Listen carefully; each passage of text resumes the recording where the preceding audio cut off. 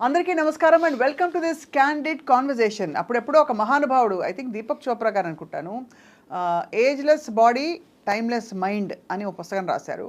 కొంతమంది వ్యక్తుల్ని చూస్తే అలా అనిపిస్తుంది అనమాట. నేను ఎప్పుడో 2004-05 సంవత్సరాలలో కలిసిన కిషోర్ దాస్ గారు, ప్రముఖ నటులు, షో హోస్ట్ అండ్ ఇంకా బహుముఖీయులుగా అందరికీ పరిచయం అయ్యారు వారు కొన్ని సందర్భాల్లో. వారు అప్పటి నుంచి ఇప్పటిదాకా ఒకే సైజులో, ఒకే పద్ధతిలో, ఒకే వయసులో ఉన్నట్టుగా కొనసాగుతున్నారు. వారి బ్యూటీ సీక్రెట్ ఏంటో తెలుసుకుంటూ ప్రయాణంలోని కొన్ని విషయాలు కూడా తెలుసుకునే ప్రయత్నం చేద్దాం. సార్ నమస్కారం. నమస్కారం. ఏమి నేను ఎదగలేదు అన్నది బాగా చెప్పారు. Very happy to know it. దేవదేవం భజ. గొప్ప ఆనందంగా ఉంది. ఎంత ఆనందం అమ్మా ఎదగకపోవడం అన్నది. అవును, బా happy. But you haven't aged actually at all sir. Physically and mentally. అంటే మెంటలీ అసలు ఏజ్ కాకూడదు ఎవరు. అవును. బట్ ఫిజికలీ కూడా you are looking as healthy as 20 years ago. Happy. Very happy, always happy. అందరూ ఏం అనుమానం లేదు. అవును. ఎక్కువ పెట్టుకోను, వర్రీలు ఎక్కువ తక్కువ. మన వల్ల ఇతరులకు వరి అవ్వాలి కానీ అంతే అంతే అంతే తప్ప మనం వరి అవ్వ. నేను ఒకడికి ఛాన్స్ ఇవ్వను నన్ను బాధ పెట్టడానికి. ఎవరో ఏదో అన్నారనుకోండి, నేను క్యారీ చేశాను అనుకోండి, అతని తప్పు కాదు, నా తప్పు అవుతుంది. ఆ క్లారిటీ ఉంది. రైట్. ఈ మధ్య మీరు ఎక్కువ తెరపైన కనిపించట్లేదని, మళ్ళీ ఎప్పుడు కనిపిస్తారనే ఒక ప్రశ్న. చాలా వర్క్ చేశాను. ఎనఫ్ 3000 పైచీలకు ఎపిసోడ్లు యాంకరింగ్ చేశాను. ఒక 85 సినిమాలు చేశాను. ఇంకా పని చేయాలా? చాలు. అంటే పని కేవలం ఉల్లాసం కోసం కదా సార్? ఒక్క షో చేస్తున్నాను ఇప్పుడు, బాబాయ్ హోటల్ అని మల్లెమాల వాళ్ళకి ఈటీవీ అభివృద్ధి ఛానల్లో టెలికాస్ట్ అవుతుంది. అదొకటి చేస్తున్నాను. చాలు. నెలకు 3-4 రోజులు వర్క్ ఉంటుంది. నాకు ఇష్టమైన పుస్తకాలు చదువుకుంటున్నాను. సినిమాలు రోజు ఒక సినిమా, 1.5 సినిమా చూస్తా ప్రతిరోజు. ఏదో పుస్తకం కాసేపు చదువుతా. తర్వాత ఫోన్ తినేస్తుందమ్మా టైమా. అంటే మీరు ఏం చేస్తారు? రీల్స్ అవి చూసుకుంటూ కూర్చుంటారు? అసలు ఏం చూడను, ఏం చూస్తానో నాకు తెలియదు. బట్ చాలా టైం ఫోన్ తినేస్తోంది. దాన్ని తగ్గించాలి అని రోజు అనుకుంటున్నాను. రోజు అనుకుంటా ఇవాళ కొంచెం ఎక్కువ చదవాలి అని. చదువుతా, ఖచ్చితంగా రోజు చదువుతా. చదవకపోతే ఒక ఎంప్టీనెస్ వస్తుంది. 100% చదవాల్సిందే. అయితే ఒకప్పుడు చాలా ఎక్కువ చదివేవాడిని, ఇప్పుడు ఎక్కువ ఫోన్ చూస్తున్నాను. చాలాసార్లు అనుకుంటున్నాను ఫోన్ తగ్గించాలి అని. తెలుగు సాహిత్యం నాకు ఏరియా ఆఫ్ ఇంట్రెస్ట్. ఓకే. చదువుతూ ఉంటాను పుస్తకాలు. అంటే ఎలాంటి సాహిత్యం? అన్నీ. మహమ్మద్ కదీర్ బాబు దగ్గర నుంచి సమకాలీన, కొడవటి గంటి కుటుంబరావు, అప్పటిదాకా రావి శాస్త్రి దగ్గర నుంచి అన్నీ, వాట్ నాట్, తిలక్ దగ్గర నుంచి శ్రీశ్రీ. సరే వదిలేయండి. ఏది కనబడితే అది చదువుతా. రాజా రామ్మోహన్ రావు కథలు అద్భుతంగా ఉంటాయి. రాజా రామ్మోహన్ రావు ఎక్స్ట్రాడినరీ రైటర్. చాలా రైటర్లు కూడా ప్రేమించే రైటర్ ఆయన. కానీ మీకు అంటే ఏ జానర్ నచ్చుతుంది? జీవితం, ప్రేమ కథలా, జీవిత సత్యం? Life life life life is more larger than all that. Life life. Raja Rammohan Rao కథల్లో అధో జగత్ సహోదరుల గురించి ఎక్కువ ఉంటుంది. బిచ్చగాళ్ళు, పాకెట్ మార్లు, పనోళ్ళు, చిన్న చిన్న దుకాణాల్లో చేసేవాళ్ళు, పల్లెటూరు నుంచి ఊళ్ళకి మైగ్రేట్ అయ్యేవాళ్ళు, వాళ్ళ జీవితాల మీద ఫోకస్ చేస్తాడు. భలే ఉంటుంది. అదే కదీర్ బాబు ఇంకా అల్టిమేట్, చెప్పే పని లేదు అతని స్టైలు. ఈ మధ్య కొత్త పుస్తకం ఒకటి చదివాను, రవి మంత్రిది, అమ్మ డైరీలో కొన్ని పేజీలు. భలే ఉంది. అంటే ఎండమూరి దగ్గర మొదలుపెట్టాము అప్పట్లో. ఎండమూరి మేడస్, అసలు చదవడం నేర్పింది ఎండమూరి అని చెప్పాలి. ఆ పుస్తకాలన్నీ ఎప్పుడు చదివా అసలు అన్నీ. అమ్మో అది ఏంటి ఆ పుస్తకం ఒకటి, వెన్నెల్లో గోదావరి కాదు, ఒక అంతర్ముఖం ఒకటి, ఋషి ఒకటి. ఋషి అయితే ఒక 200 సార్లు చదివి ఉంటాను ఎండమూరిది. అంతర్ముఖం ఒకటి చాలాసార్లు, ఒక 50-60 సార్లు చదివి ఉంటా. ఆ 2 పుస్తకాలు పర్టికులర్లీ ఎక్సైటింగ్. ఇప్పటికీ అప్పుడప్పుడు మనం ఒక్కోసారి ఏం చేస్తాం, టీవీలో సినిమాలు, అదే ఓటీటీలో సినిమాలు చూస్తుంటాం. ఒక్కోసారి మనకి ఏ సినిమా నచ్చదు, అప్పుడు వెనక్కి వెళ్ళిపోయి ఏదో పాత సినిమా, ఏ సంగమో చూస్తాం. అవును. లేకపోతే సత్యజిత్ రే సినిమా ఒకటి చూస్తాం, ట్రయో ఉంది కావాలది, అపూర్ సంసార్ అవన్నీ ఏదో ఒకటి చూస్తాం, పతేరు పాంచాలి చూస్తాం, వెనక్కి వెళ్ళిపోతాం. అట్లా నాకు బ్లాంక్ అయిపోయినప్పుడు ఋషి చదువుతా. యండమూరి ఋషి చదివితే మళ్ళీ ఒకసారి ఛార్జ్ అవుతుంది. అట్లా చలం పుస్తకాలు చదివితే మళ్ళీ ఛార్జ్ అవుతుంది. చలం ముఖ్యంగా జీవిత ఆదర్శం. అసలు ఆ దేశికాచారి క్యారెక్టరైజేషను బతకడం ఎలాగా అని నేర్పిస్తాడమ్మా దేశికాచారి. గొప్పగా ఉంటుంది. సో ఇదే మీ జీవితంలోని పెద్ద కాలక్షేపం అంటే ఇదే చదవాలి, పుస్తకాలు చదవడం, చదువుతా, సాహిత్యం చదువుతా. అంటే మరీ కానీ నాకు ఎప్పుడు అర్థం కాదు సార్, ఇన్ని వేల ఎపిసోడ్లు రకరకాల జానర్స్ చేశారు మీరు, మీకు పెద్దలకు మాత్రం అది ఎందుకు మిమ్మల్ని అలా అసోసియేట్ అయిపోయింది ఆ ఇమేజ్? ఎగ్జాక్ట్లీ అవును, ఇమేజ్ ఫాలో. ఎందుకంటే I feel happy for that. నాకు ఇప్పుడు నేను చేసిన డోసేజ్ కన్నా ఇప్పుడు వస్తున్న కార్యక్రమాల డోసేజ్ ఎక్కువ ఉంది, చాలా ఎక్కువ ఉంది, చాలా అంటీన్ నెంబర్ ఆఫ్ టైమ్స్. అంటే ఇంటూ ఎన్ని వేయాలో తెలియదు. అండ్ నియర్ వల్గర్, నేను వల్గర్ కాదు ఏనాడు అవలేదా అస్సలు. నేను ఎప్పుడు నా ప్రోగ్రామ్ మీరు చూడండి కావాలంటే, మా టీవీలో ఉంటాయి రికార్డ్స్. అసలు ఎలా వచ్చింది సార్ అది ఆ కాన్సెప్ట్? అడవి శ్రీనివాస్ గారిది అది కాన్సెప్ట్. నాకు మొట్టమొదటి అవకాశం అది. That was my first debut.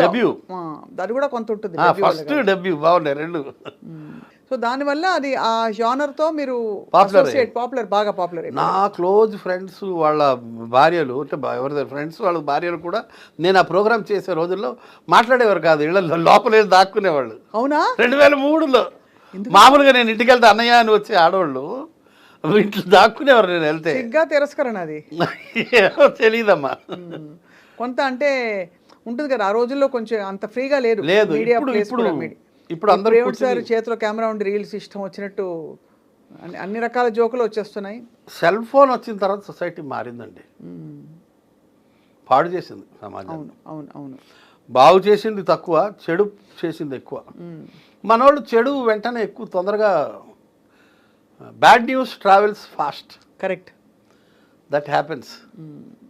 So అలా ఆ విధంగా ప్రయాణం కొనసాగుతున్న టైంలో ఈ మధ్య ఏదో మిమ్మల్ని ఇంట్లోంచి పంపించేశారు, మీరు హాస్టల్కి వెళ్ళిపోయారు, రకరకాల. ఇంట్లోంచి ఏం పంపించలేదు, లిఫ్ట్ పాడైంది, పాత లిఫ్ట్ తీసేసాను. ఎన్నో ఫ్లోర్ సార్ మంది? 5వ ఫ్లోర్. ఈ కరకర శబ్దం చేసే మోకాళ్ళతో 5 అంతస్తులు ఎక్కలేను కదా.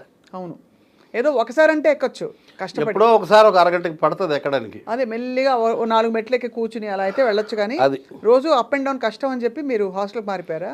83 రోజులు హాస్టల్లో ఉన్నాను. 83 రోజుల? ఇంటి దగ్గర చూసుకున్నారా హాస్టల్? లేదు, ఒక 10 కిలోమీటర్ల దూరం. అంటే మా క్లోజ్ ఫ్రెండ్ది హాస్టల్ ఉంది, అక్కడ ఉన్నాను అయ్యప్ప సొసైటీలో. చాలా బాగుంది హాస్టల్. ఒక్కోసారి అనిపిస్తుంది అసలు ఈ బాదరబందీలు ఎందుకు, హాయిగా అలా హోమ్లోనో హాస్టల్లో ఉండిపోతే బాగుంటుందని. ఎవరైనా కొన్నాళ్ళు బాగుంటుందమ్మా, కానీ ఫ్యామిలీ ఉండాలి. ఫ్యామిలీ లేకపోతే కష్టమే. మనం ఇంకా ఆ స్థాయికి వెళ్ళలేదు, ఒంటరి అయిపోవాలి, హిమాలయాల్లోకి వెళ్ళిపోవాలి. ఇప్పుడు మీరు హాస్టల్లో ఉన్నప్పుడు అందరూ ఇంట్లో వాళ్ళు వచ్చి వెళ్తూ ఉండేవారా? ప్రతి వారం వీకెండ్స్ నాతోనే ఉన్నారు వచ్చి. మా ఫ్రెండ్దే హాస్టల్, నేను ఒక్కడనే ఒక గది తీసుకున్నాను కాబట్టి they used to come and stay with me. ఏం చేస్తారు సార్ అంత హాస్టల్లో? ఏం ఉండదమ్మా, పుస్తకాలు చదవడమే. టీవీ ఉంటుందిగా? టీవీ ఉంది, టీవీలో ఓటీటీ ఉంది, ఫోన్ ఉంది, ఫోన్లో ఓటీటీ ఉంది, అది హాట్స్పాట్ ఉంటుందిగా. మరి భోజన ప్రియులు కాదా మీరు? భోజన ప్రియుడిని. హాస్టల్లో ఫుడ్ చాలా బాగుంటుంది. 83 రోజుల్లో ఒక్కసారి కూడా ఇండైజెషన్ రాల. ఇంట్లో అయితే చాలాసార్లు వచ్చి ఉంటుంది. అప్పుడప్పుడు ఇంట్లో ఎవరు సార్ వంట? నేను కొంచెం గట్టిగా చెప్తాను. ఇంట్లో అందరూ వండుతారు, కానీ ఇంట్లో అయినా అప్పుడప్పుడు డిస్టర్బ్ అవుతుంది. కానీ ఏ మిరియాలు ఎక్కువ పడి హాస్టల్లో ఒక్కరోజు కూడా డిస్టర్బ్ కాలేదు. అది విచిత్రం. అక్కడ హాస్టల్లో ఉత్తర భారతీయులు ఎక్కువ, దాంతో కొంచెం చప్పటి కూడే పెట్టారు వాళ్ళు. ఇండైజెషన్ సమస్య లేదు, మంచి ఆయిల్ వాడతారు, క్వాలిటీ. అయ్యప్ప సొసైటీలో కడల్స్ కోలివ్ అని చాలా మంచి హాస్టల్, బాగా చూసుకున్నారు నన్ను. అసలు food extraordinary, healthy food, not tasty food. మీరు ఫస్ట్ అసలు మీరు వెజిటేరియనా? ఇంట్లో వెజిటేరియన్. ఓహో, అర్థమైంది. ఇప్పుడు 95% వెజిటేరియన్కి వచ్చాను. బయట కూడా? ఎవ్రీవేర్. ఇంట్లో అసలు నాన్ వెజ్ వండరు. అసలు ఉండరు ఫస్ట్ నుంచి అంతే. లేదు లేదు ఓహో. 100% వెజిటేరియన్. మ్మ్. బయట స్నేహితులతో ఏది ఇంట్లో దొరకదో మనకి బయట వేలం వేరు ఉంటుంది కదా, అంతే కదా. ఆ విధంగా బయట తినడం తప్పిస్తే. మ్మ్. మా ఆవిడ హాహాకారాలు చేస్తుంది, నీ పుట్టుకేంటి, మనిషివేనా, జంతువుల్ని చంపుకుని తినడమా, ఒక శవం తినకపోతే నీకు ముద్ద దిగదా, పూట గడవదా, ఇట్లా తిడుతుంది ఆవిడ. మ్మ్. దట్స్ ఎ మర్డర్ కదా, అట్స్ డెడ్ బాడీ కదా అంటది ఆమె. మీకు అది అంటే అది సైద్ధాంతికమైన అయిష్టమా ఇంట్లో, లేక ఫ్యామిలీ అలవాట? కులం కులం అంతే, అదే తినరు. కులం అని ఇప్పుడు అడిగితే అది బాగుండదు కదా అని అడగ- ఇప్పుడు ఈ మధ్య గొడవ అదే కదా, అదే అదే అదే. బై క్యాస్ట్ తినకూడదు, తినరు.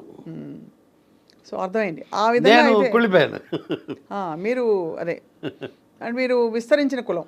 భ్రష్టు విస్తరించిన అన్నాను సార్ కానీ విస్తరి కదా. ఎగ్జాక్ట్లీ విస్తర్లో వడ్డించిన కులం. కానీ సార్ ఇప్పుడు బియాండ్ ఈ వీకెండ్స్ వాళ్ళు వచ్చి ఉండడం, భోజనాలు ఇవన్నీ పక్కన పెడితే ఏంటి, వాట్ ఈస్ యువర్ కనెక్షన్ ఫ్యామిలీతో? ఎలా మీరు బాండ్ అవుతారు? అంటే అందరూ బాండ్ అవుతారు ఫ్యామిలీతో, కానీ మీ అన్యోన్యంగా ఉండే మీ కుటుంబం గురించి చెప్పండి. కొన్ని అంటే ఒక చిన్న హాస్టల్కి ఇంటికి డిఫరెన్స్ చెప్తాను. హాస్టల్లో టీ కావాలంటే 60-70 అడుగులు నడిచి లిఫ్టులో 7 అంతస్తులు దిగి మళ్ళీ ఒక 60-70 అడుగులు నడిచి వెళ్తే మనకి టీ దొరుకుతుంది. భోజనమైనా టిఫిన్ అయినా అంతే. అంటే ఫుడ్ విషయానికి ముందు మాట్లాడుతున్నాను, తర్వాత రిలేషన్షిప్ గురించి వస్తాను నేను. అసలు బేసిక్గా ఒంటరిగా ఉండడం అన్నది చాలా వేధిస్తుంటుంది. పక్కన భార్య లేకపోవడం, కొడుకు లేకపోవడం, కూతురు లేకపోవడం, ఆ వాయిడ్ ఉంటుంది, ఆ గ్యాప్ ఉంటుంది, అది కొంచెం పెయిన్ఫుల్గా ఉంటుంది. ఎందుకంటే కొడుకు పక్కన ఉంటే, కూతురు పక్కన ఉంటే అదొక ఎఫినిటీ, అదొక బాండింగ్. భార్య మీద డిపెండెన్స్ ఎక్కువ ఉంటుంది. 40 ఏళ్ళు అయిపోయింది. మీరు కమల్ హాసన్ సినిమా భారతీయుడిలో విలన్ వస్తాడు, విలన్ అతను ఎవరు పోలీస్ ఆఫీసర్ వచ్చి వీళ్ళిద్దరు ఫైటింగ్ చేసుకుంటారు. ఫైటింగ్ అయిన తర్వాత కమల్ హాసన్ క్లోజప్ షాట్ పడుతుంది, ఇలా చూస్తాడు భార్య వైపు, సుకన్య అనుకుంటాను. అవును. కట్ చేస్తే అతను ఏమీ డైలాగ్ రాయడు శంకర్. కట్ చేస్తే అతను క్లోజప్, ఫైటింగ్ అయిపోతుంది, కమల్ హాసన్ క్లోజప్ పడుతుంది, ఇలా చూస్తాడు ఆమె వైపు. అంటే మనం ఇప్పుడు నేను విలన్ని కొట్టేసాను కాబట్టి పోలీసు వాళ్ళు నా దగ్గరికి వస్తారు కాబట్టి మనం ఈ ప్లేస్ ఖాళీ చేసేయాలి అన్న ఇండికేషన్ ఆమెకు అర్థమైపోయి 1 సెకండ్ 2 సెకండ్సే ఉంటుంది క్లోజప్. కట్ చేస్తే ఆమె దండం మీద ఆరేసిన బట్టలు తీస్తూ ఉంటుంది. అండర్స్టాండింగ్ అలా ఉంటుంది. అది భార్యాభర్తల బంధం అంటే, ఒకళ్ళనొకళ్ళు అర్థం చేసుకోవడం అంటే. నేను పొద్దున్నే లేచి బ్రష్ చేసుకుని వచ్చి నా కుర్చీ మీద కూర్చుని నేను ఇలా రిమోట్లు పట్టుకుని టీవీ చూస్తుంటా. మా ఆవిడ వంటగదిలోంచి నన్ను చూస్తుంది, వీడిప్పుడు టీ తాగుతాడు అన్నది ఆమెకి ఇండికేషన్. నేను కుర్చీ మీద కూర్చున్న 120 సెకండ్స్లో నాకు టీ వస్తుంది, మళ్ళీ అరగంటలో ఇంకొక టీ వస్తుంది. నేను కనీసం ఇలా చూడను. అంత డిపెండెన్స్ ఉంటుంది భార్య మీద. హాస్టల్లో అది లేదు. నేను 60-70 అడుగులు నడిచి లిఫ్ట్ దిగి వెళ్ళాలి. పైపెచ్చు అక్కడ మనుషులతో నాకు అనుబంధం ఉండదు. ఇక్కడ నా భార్య ఊరు వెళ్ళింది అనుకోండి, ఆ పని నా కూతురు చేస్తుంది, ఆ పని నా కొడుకు చేస్తాడు. ఎందుకంటే అక్కడ ఒక ఎఫెక్షన్ ఉంటుంది, అక్కడ ఒక రిలేషన్షిప్ ఉంటుంది, అవును, ఒక బంధం ఉంటుంది, బ్లడ్ ఉంటుంది. హాస్టల్లో అది ఉండదుగా. అవును. హాస్టల్లో ఒక ఎంప్టీనెస్ ఉంటుంది. మనం ఇక్కడ టీ తెచ్చే మనిషిగా చూసినా కూడా తెచ్చేవాళ్ళు తేరు, ఇలా ఇలా ఇలా తిరిగి చూసినా కూడా అంతేనా. ఇంట్లో మనకి ఆ బాండేజ్ ఉంటుంది. అవును. నాకు 83 రోజులు ఉండి వచ్చాను, అక్టోబర్ 23 వచ్చాను, ఆగస్ట్ 1 వెళ్ళాను. లాస్ట్ 10-15 రోజులు అయితే నేను కింద మీద అయిపోయాను, ఫిష్ అవుట్ ఆఫ్ వాటర్ అయిపోయాను. మా ప్రెసిడెంట్కి రోజు ఫోన్ చేసి, మహేష్ ఇంకా ఎప్పుడయ్యా లిఫ్ట్ తయారవుతుంది, అయ్యా హరి గారు, సెక్రటరీ గారు, వెంకట గారు ఎప్పుడు లిఫ్ట్ తయారవుతుందంటే, దాస్ గారు చేసేస్తాం, కొంచెం ఓపిక పట్టండి దాస్ గారు, అయిపోద్ది 2-3 డేస్లో. పాపం వాళ్ళు, మా ప్రెసిడెంట్ సెక్రటరీ వాళ్ళు కూడా పాపం చాలా ఓపిక చేసుకుని, అయ్యా శ్రీధర్ గారు, ఎవటూరి శ్రీధర్ గారు కొంచెం లిఫ్ట్ చూడండి సార్, త్వరగా అయ్యేటట్టు చూడండి సార్ అని నేను ఫోన్లు చేసి పాపం చాలామందిని ఎంత విసిగించాలో అంత విసిగించాను. పాప వాళ్ళందరూ చాలా ఓపికతో, నా జీవకులు నాతో పాటు ఉండే మా బిల్డింగ్లో ఉండే వాళ్ళందరూ ఎంతో ఓపికగా నాకు రిప్లై ఇచ్చారు. మొత్తానికి 83 డేస్ తర్వాత ఇంటికి వెళ్ళా. ఇంటికి వెళ్ళడానికి 83 డేస్ ఎందుకు పట్టింది? లిఫ్ట్ ఎందుకు? పాత లిఫ్ట్ తీయడానికి 4 రోజులు పట్టింది. ఓహో, తీసి కొత్త లిఫ్ట్ ఏమో పెద్దది, మళ్ళీ గోడలు పగలు కొట్టారు. గోడలు పగలగొట్టి మళ్ళీ కాంక్రీట్ వర్క్ చేసి మళ్ళా వాటిని ఏమంటారు రాళ్ళు పరుస్తారు, గ్రనైట్ రాళ్ళు పెట్టి మళ్ళీ కొత్త lift Johnson and Johnson automatic పెద్ద లిఫ్ట్ అది పెట్టేసరికి 83 రోజులు అయిపోయింది. ఈ లోపల పండగలు వచ్చాయి. పండగలకి ఏం చేశారు మరి? దసరా, దీపావళి కూడాను హాస్టల్లోనే. బహుత్ అన్యాయం హే. ఏం చేస్తాం, ఫోను ఒకళ్ళ పోనీ మొహాలు ఇంట్లో భోజనాలు పట్టుకొచ్చారా? తెస్తారుగా, మామూలే కాదు. హాస్టల్లో కూడా స్పెషల్ ఫుడ్ చేశారు. దసరా వచ్చింది, దీపావళి వచ్చింది, లిఫ్ట్లో పనిచేసేవాళ్ళు రాలా, లేట్ అయింది. నేను ఇక్కడ ఉండిపోయాను. పాపం వీళ్ళు వచ్చి ఉన్నారు ఇక్కడ నాతో పాటు, ఇబ్బంది లేదు. కొడుకు ముఖ్యంగా కాపలా కాశాడు, ఫ్రీక్వెంట్గా వచ్చి వెళ్ళేవాడు. వాడు చూసుకున్నాడు బాగా. కొడుకు ఉంటే అదొక దమ్ము, ధైర్యం గొప్పగా ఉంటుంది. ఎంతమంది సార్ మనకి? అబ్బాయి అమ్మాయి. ఓకే, అబ్బాయి అమ్మాయి. అబ్బాయికి ఎన్నేళ్ళు? 34. అమ్మాయి 10 years చిన్న. నాకు 40 ఏళ్ళప్పుడు కూతురు పుట్టింది. when I was 40-year-old.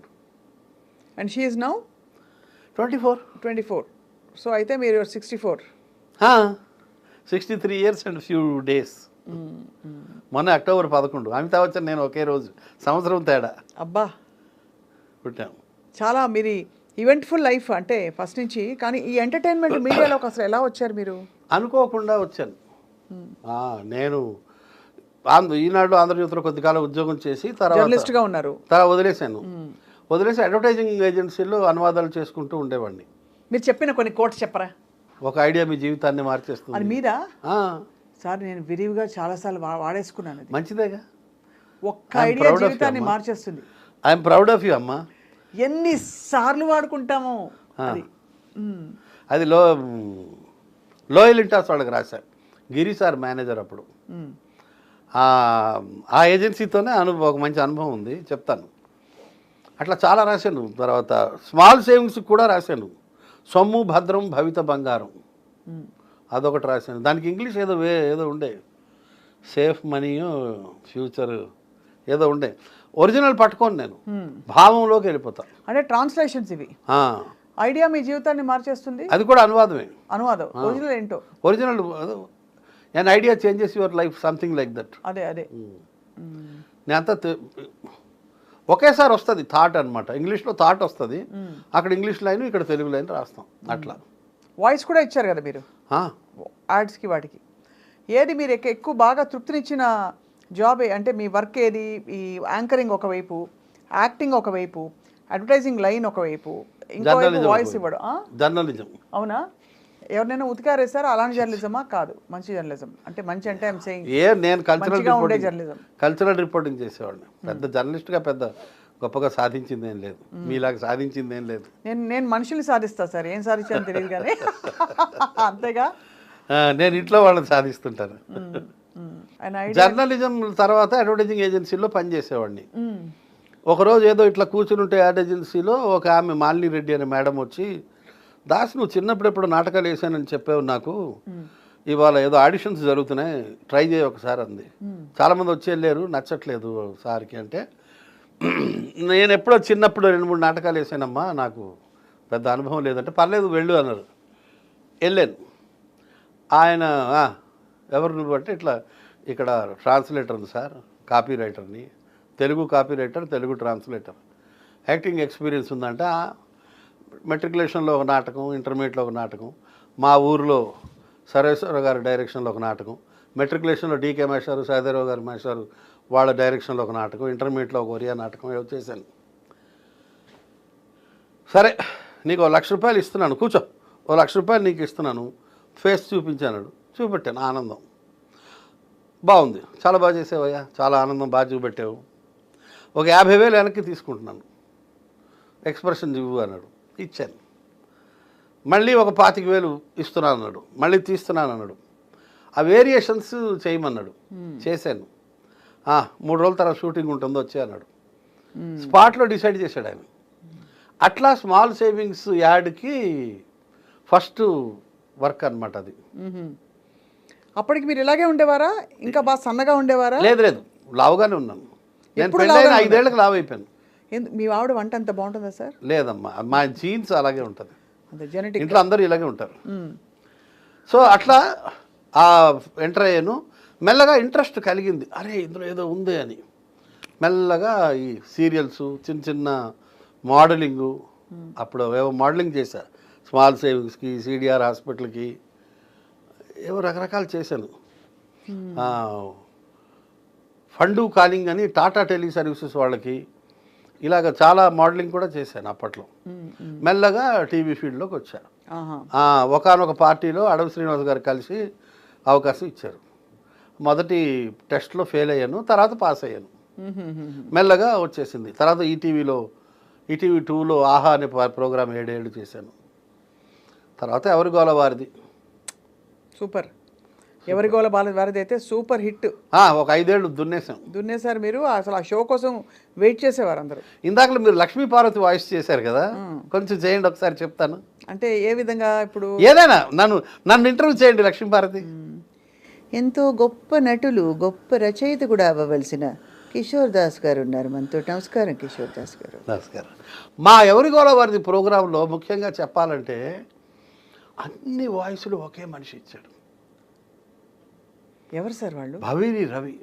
Bhaviri Ravi గారు నాకు తెలియకపోవడం ఏంటి సార్? ధ్వని అనుకరణ చక్రవర్తి. అవును, ఆల్ వాయిసెస్, ఇందిరాగాంధీ దగ్గర నుంచి, బరాక్ ఒబామా దగ్గర నుంచి, సోనియా గాంధీ దగ్గర నుంచి, జవహర్లాల్ నెహ్రూ వాయిస్ దగ్గర నుంచి, రాజశేఖర్ రెడ్డి గారి అందరికీ నమస్కారములు, అంతేనా? అదే అవన్నీ బరాక్ ఒబామా.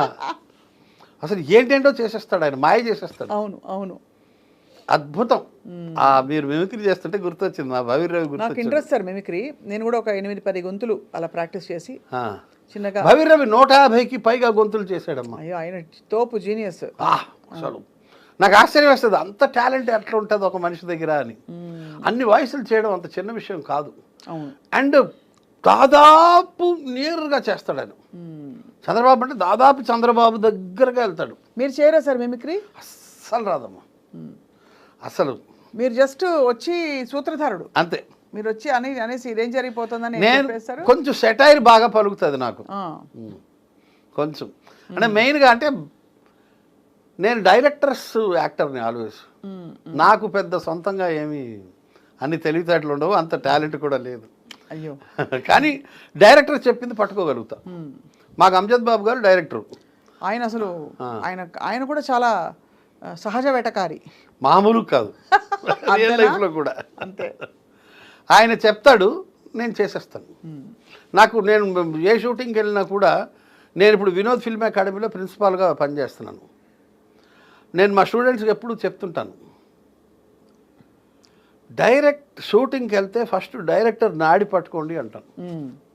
అవును, డైరెక్టర్ పల్స్ పట్టుకోవాలి. నేను అది పట్టేస్తాను, వదిలిపెట్టినది చాలా ఫాస్ట్గా పట్టుకుంటాను, కాబట్టి ఇబ్బంది లేదు. అవును, సహజంగా వాళ్ళని చేసి చూపించమంటాను నేను. I request them. Amjad Babu గారు చేసి చూపిస్తారు, ఆయన కొంచెం చేసి చూపిస్తే చాలు, మిగతాది నేను అల్లుకుపోతా. ఆ టాలెంట్ ఉంది. సో అలాగా మీ ప్రయాణం టీవీ తోటి, అలాగే కొన్ని సినిమాలు మీకు బాగా మంచి పేరు తెచ్చిపెట్టిన పాత్ర ఒంగోలు గిత్త సినిమా మొత్తం ఉంటాను. అవును, రామ్. కానీ ఆ సినిమా ఎంట్రీ చాలా గమ్మత్తుగా జరిగింది. నాకు ఓ రోజు ఆ కంపెనీ నుంచి ఫోన్ వచ్చింది, మేము ఇలాగ ఒక క్యారెక్టర్ అనుకుంటున్నాము, యాక్చువల్లీ ప్రొడ్యూసర్ గారే చేసేస్తారు అనుకున్నాము, చిన్న క్యారెక్టరు, ఏవో అది క్యారెక్టర్ కొంచెం పెరిగేటట్టుంది, కొంచెం మీలాంటి ఎక్స్పీరియన్స్డ్ అవసరము అన్నారు. పిలిచారు, మేనేజర్ పిలిచాడు, మాట్లాడాడు. ఎంత తీసుకుంటావు అంటే, నాకు ఆల్రెడీ ఒంగోలు గిత్త ఎవరి గోల వారిదిలో రోజుకి 10,000 ఇస్తున్నారు, ఎపిసోడ్కి 10,000 అన్నాను. 1000 రూపాయలు ఇస్తానన్నాడు. ఒక 25 రోజులు ఎంతో ఉండొచ్చు, 20 రోజులు ఉండొచ్చు, 30 రోజులు ఉండొచ్చు, 25 రోజులు ఉండొచ్చు, 1000 రూపాయలు చొప్పున ఇస్తానన్నాడు. నేను ఇప్పుడే బాత్రూమ్కి వెళ్ళి వస్తాను సార్ అని ఇంటికి వచ్చాను. అంతేనా? మళ్ళీ ఒక 4-5 రోజుల తర్వాత మళ్ళీ ఫోన్ చేశాడు. నేను వెళ్ళాను, సరే అని. వెళ్తే 3,000 ఇస్తామండి అన్నాడు. ఓహో, అలా ఒక్కసారి బాత్రూమ్కి వెళ్తే ఇన్ని 2,000 పెరిగింది. అంటే కనీసం 10 సార్లు మీకుంది ఇక్కడ, మీది ఎటకారం తక్కువ కాదు. 2,000 మళ్ళీ బాత్రూమ్కి వెళ్ళాడు. మళ్ళీ పిలిచారు 4 రోజుల తర్వాత, మళ్ళీ 5,000 చేశారు. మళ్ళీ బాత్రూమ్కి వెళ్తానని లేస్తుంటే పట్టుకున్నాడు. కుదరదు అట్లా లేదు అన్నాడు. ఇప్పుడే నిజంగా వస్తానని చెప్పి మళ్ళీ ఇంటికి వెళ్ళిపోయా. ఒక వారం రోజుల తర్వాత మళ్ళీ ఫోన్ చేశారు. 5,000 కాదు కానీ మీరు వచ్చి కొంచెం మాట్లాడండి అని. నేను రానని చెప్పాను. నేను మొండికేసాను. నా వల్ల కాదండి, మీరు ఏందండి ఈ చేపల భారం. అంతే కదా మరి.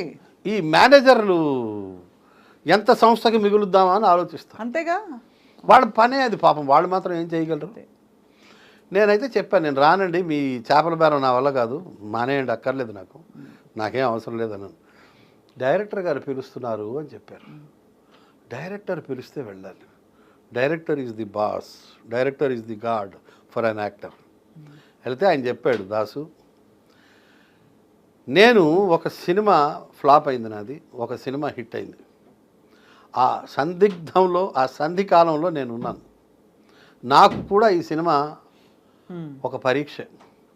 నువ్వు నాకు కోఆపరేట్ చేస్తే నేను భవిష్యత్తులో ఈ సినిమాలు చేస్తూనే ఉంటాను కాబట్టి నీకు నేను వేషం ఇస్తాను, నాకు కొంచెం కోఆపరేట్ చేసి చెయ్యి అంటే, నేను ఇంత అమౌంట్ అనుకుంటున్నానండి, ఇస్తే చేస్తానండి అన్నాను. ఎంతో కొంత లేవోయ్, నీకు ఇస్తాను లేవోయ్, రాబోయ్, నువ్వు చేయబోయ్ అన్నాడు. చేస్తాను సార్ అని చెప్పి అప్పుడు ఆయన మాటకి తలవకి నేను కోరుకునే అమౌంట్ తీసుకునే చేశాను. అంతే. బట్ మామూలుగా మీరు డిమాండింగ్ కిషోర్ దాస్ గారు అంటే అప్పుడు డిమాండింగ్, ఇప్పుడు లేదు, తగ్గిపోయింది. కాదు అంటే జనరల్గా మీరు పేమెంట్ అంటే పేమెంట్, మాట అంటే ఒకప్పుడు ఉండేవాడిని అట్లా, చాలా బాగా ఇదిగా. మనకి ఇల్లు గడవాలి కదా సార్, అది కూడా ఉంది కదా. ఒకప్పుడు ఉండేవాడిని, ఇప్పుడు ఎలా సార్ మీ కుటుంబ నేపథ్యం? పర్వాలేదు, ఇప్పుడు హ్యాపీ. ఇప్పుడు హ్యాపీ. కానీ స్టేజ్ దాటేసాను, ఆ స్టేజ్ దాటా. ఒకరోజు నేను ఒకే టీ ఒకే బన్నుతో గడిపాలని స్టోరీలు యాక్టర్లందరికీ ఉంటాయి. మీకు ఉందా సార్? ఉంది, ఉంది. మీకు నిజంగా ఉందా? నేనేదో ఒక్కరోజు రోజా ఉందండి, అది చెప్తానండి. అట్లా అప్పట్లో చాలా పర్టికులర్గా ఉండేవాడిని. ఇప్పుడు అంటే అప్పుడు ఇప్పుడు లేదు. ఇప్పుడు నేను ఎక్కడికైనా వెళ్తే చూస్తాను. నేను చిన్న కంపెనీ అనుకోండి, నేను మరీ బాధపడకుండా, మీరు మరీ ఆనందించేయకుండా మధ్య మార్గంలో ఇవ్వండి సార్ అంటాను. నేను ఫిగర్ చెప్పను. సో మరీ బాత్రూమ్కి వెళ్ళాల్సిన అవసరం లేకుండా అంతే. అంతేనా? ఎటకారికి ఎటకారం అట్లా. ఇప్పుడు తగ్గింది. ఒకప్పుడు చాలా పర్టికులర్గా ఉండేవాడిని, ఇప్పుడు మారాను. ఇప్పుడు ఏంటి సార్, డిజిటల్ మీడియాలు అవి ఇవి అన్ని రకాల మీడియాలు ఓటీటీలు వచ్చాక అసలు ఇన్ఫ్లేట్ అయిపోయాయి కదా మొత్తం పేమెంట్స్. అవును, పెరిగాయి. సో అయితే మీరు కష్టపడిన సందర్భాలు ఉన్నాయి డబ్బులు లేక? ఒక్కరోజు ఎలా అవుతుంది? ఎప్పుడో చిన్నప్పుడు జరిగింది అట్లా. ఎంతమంది సార్ మీరు అన్న చెల్లెళ్ళు? 5గురు. 5గురు. ఎవరు లేరు, ఇప్పుడు ఒక్కడే ఉన్నాను. అయ్యో సార్, వాళ్ళు బాధగా. 2 తమ్ముళ్ళు. చాలా బాధ. తమ్ముళ్ళు కూడా వెళ్ళిపోయారా? 2 తమ్ముళ్ళు, చిన్నవాళ్ళే కదా సార్, అక్క, అన్నయ్య, అందరూ. ఎలా జరిగింది సార్? లాస్ట్ తమ్ముడు 7 ఏళ్లకే బావిలో పడి చనిపోయాడు. అయ్యా అయ్యా అయ్యా. అక్క 7 ఏళ్లకే జ్వరం వచ్చి చనిపోయింది. అన్నయ్య 50 ఏళ్ళకి హార్ట్ అటాక్, తమ్ముడు 50 ఏళ్ళకి హార్ట్ అటాక్ ఉంది. అంటే ఇది ఇంకో విషయం చెప్పొచ్చు చెప్పకూడదు, 7 ఏళ్ళ కొడుకు కూడా పోయాడు క్యాన్సర్తో. ఇన్ని బాధలు చూసా లైఫ్లో. అమ్మా నాన్న కూడా పోయారు, ఒక్కడే మిగిలే. ట్రాజిక్. కొడుకు ముఖ్యంగా 2-3 ఏళ్ళు పట్టింది కోలుకోవడానికి. కానీ ఎలా సార్ క్యాన్సర్? ఏం క్యాన్సర్ వచ్చింది? ఇక్కడ న్యూరోబ్లాస్టోమా అని multiple మెలైన్ tumours in the head. ఇవన్నీ గడ్డలు వచ్చాయి అబ్బాయికి. పాపం ఒక 10 నెలలు బాధపడ్డాడు. జ్వరం వచ్చింది, 10 నెలలు తగ్గల. పాపం అమ్మో 97. అది వద్దులేండి, అది కష్టం తట్టుకోవడం. కాదు సార్, మీరు చాలా 10 నెలలు యాతన పడ్డాను. అప్పట్లో డబ్బులు కూడా లేవు. అందరూ కోఆపరేట్ చేయడం వల్ల గట్టెక్కాను. ఇంత బాధను అనుభవించి మీరు అందరూ నవ్విస్తారా? ఇంత అన్యాయం ఇది. చాలామందికి, శేఖర్ సుమన్ కానీ, ప్రకాష్ రాజ్ కానీ, అందరికీ లాస్ ఉంది లైఫ్లో. వద్దు, ఆ టాపిక్ వద్దు. అంటే కానీ నా జీవితంలో భాగం కదా సార్. జీవితంలో ఒకటమ్మా, నేను గమనించాను, అన్నిటికన్నా కష్టం గర్భశోకం అంటారు కానీ కాదు, ఆకలి. ఆకలి అన్నిటికన్నా డేంజర్. ఒక కథ ఉంది, చెప్పొచ్చా? కొంచెం లెంత్. చెప్పండి. ఒక 5 మినిట్స్ చెప్పండి సార్. మహావిష్ణువుకి నారదుడికి గొడవ అవుతుంది. ఎవరు మానవ జన్మలో అన్నిటికన్నా దుఃఖం ఏంటి అంటే, నారదుడు అంటాడు గర్భశోకం. ఎవరైతే తన బిడ్డల్ని కంటారో వాళ్ళు పోతే అందరికన్నా కష్టం. అంటే మహావిష్ణువు కాదు, ఇంకోటి ఉంది అంటాడు. రుజువు చేయి అంటాడు. సో మా నారదుడికి ఆడ జన్మిస్తాడు, వరుసగా ఒక 100 మంది పిల్లల్ని ఇస్తాడు. ఆ 100 మంది పిల్లలు ఓ 2-3 రోజుల్లో చచ్చిపోతారు. నారదుడు ఏం చేస్తాడు, వరుసగా ఆ పిల్లల్ని ఒకళ్ళ తర్వాత ఒకళ్ళని అంత్యక్రియలు చేసి కాల్చేస్తూ ఉంటాడు. అలాగో 30-40 మంది అవుతారు, అలసిపోతాడు. 2-3 రోజులు అవుతుంది, అప్పటికే తిండి ఉండదు, అలసిపోతాడు. ఆకలి గుర్తొస్తుంది, ఆకలి ఆకలి ఆకలి. మహావిష్ణువు చెప్తాడు, గర్భశోకం కన్నా ఆకలి చాలా డేంజరు అని. అంటే లేదు, కన్నబిడ్డలు పోతే ఎక్కువ బాధాకరం అని ఆర్గ్యూ చేస్తాడు నారదుడు. చివరికి 30-40 మంది అంత్యక్రియలు అయిపోయిన తర్వాత కొంచెం శ్మశానంలో కొంచెం దూరంలో ఒక చెట్టు మీద ఒక పండు కనిపిస్తుంది. ఇతనికి ఆకలి, ఏం చేయాలో తెలియదు. 2 రోజులు అయింది, అన్నపానీయాలు లేవు. మొత్తానికి అప్పుడు చెట్టు ఎక్కలేడు, ఆకలి. ఏం చేస్తాడంటే ఆ పిల్లలు శవాలు వరుసగా పేర్చి వాటి మీద ఎక్కి, చనిపోయిన పిల్లల మీద ఎక్కి ఆ పండు అందుకుంటాడు. స్త్రీ అవతారంలో ఉంటాడు. అప్పుడు మహావిష్ణువు ప్రత్యక్షమై, చూసేవా కన్నబిడ్డల మీద తొక్కుకుంటూ వెళ్ళేవు, ఆకలి అన్నిటికన్నా డేంజరస్, అన్నిటికన్నా పెయిన్ఫుల్ అంటాడు. మనిషికి ఆకలి లేకపోతే చాలమ్మా లైఫ్లో, అది ఇవ్వకపోతే చాలు. ఒక్కటే అది ఆకలి అన్నిటికన్నా, యూ విల్ డూ ఎనీథింగ్ అండి ఆకలేస్తే. అలాంటి తీవ్ర పరిస్థితి గురించి తెలుసుకోవడానికి మీరు ఒక్కరోజే జరిగిందన్నారు కదా. అవును. ఏం జరిగింది ఒక్కరోజు చెప్పచ్చా, అడగచ్చా? అసలు ఫుడ్కి డబ్బులు లేవు. వైజాగ్ వెళ్ళిపోయాను, ఏదో చిన్న ఉద్యోగం చేసుకుంటూ బతికాను. 78లో ఒక 6 నెలలు ఉద్యోగం చేశాను. బరంపురం మా ఇల్లు. యాక్చువల్లీ విజయనగరంలో పుట్టాను, బరంపురంలో పెరిగాను. నా 10వ ఏట బరంపురం వెళ్ళిపోయాను.